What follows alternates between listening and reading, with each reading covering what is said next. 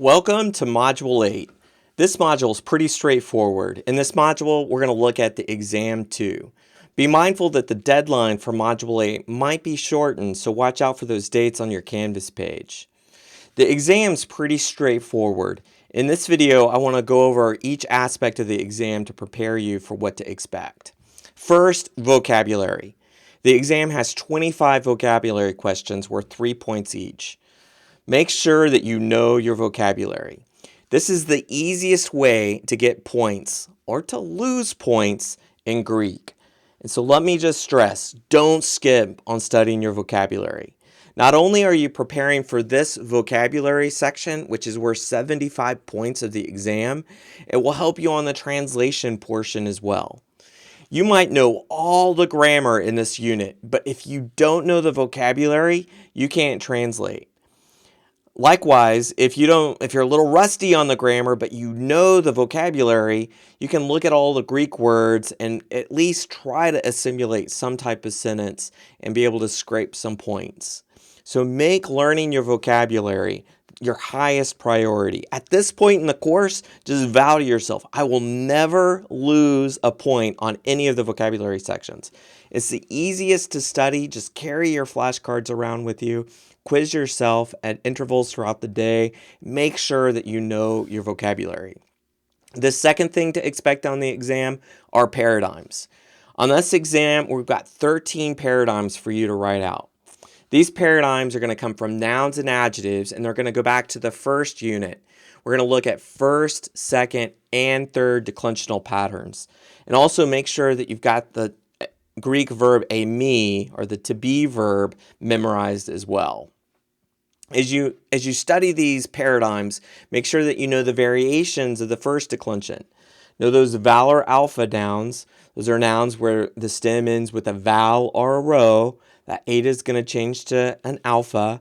Or our Caesax nouns, that's where the noun stem ends with a sigma, zeta, or C. We're going to get what I call that alpha eta shift, where it goes doxa, doxa, doxa, doxan. And so make sure that you know the vowel or alpha and the Caesax and the sum nouns as well.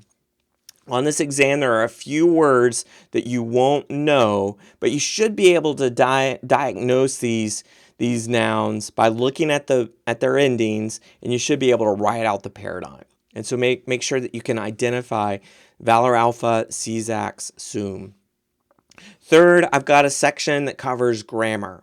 And so we've got 15 grammar questions on the exam, and the grammar is going to focus on different declensional patterns, the adjective positions, pronouns, how pronouns work, both the relative pronoun and the demonstrative pronoun.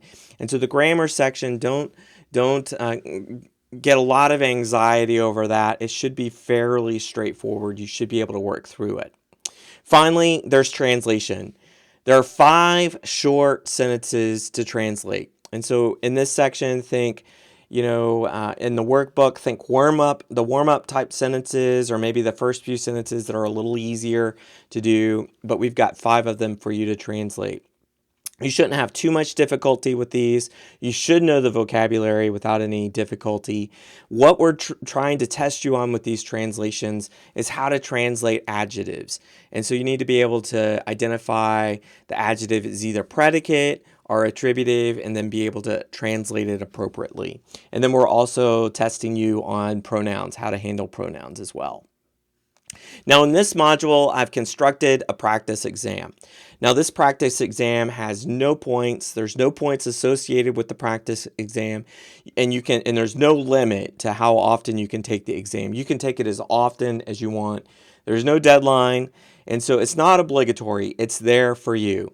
And so on the practice exam, I have a few phrases with autos, so you can practice identifying it as either attributive, you would translate that as identical, and you would translate it as same.